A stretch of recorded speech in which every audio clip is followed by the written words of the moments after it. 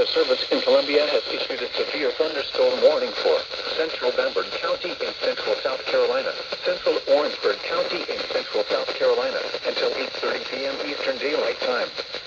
At 7:41 p.m. Eastern Daylight Time, a severe thunderstorm was located near Edisco Gardens or near Orangeburg, moving south at 15 miles per hour. The following hazards are expected: 50 miles per hour wind gusts. Storage.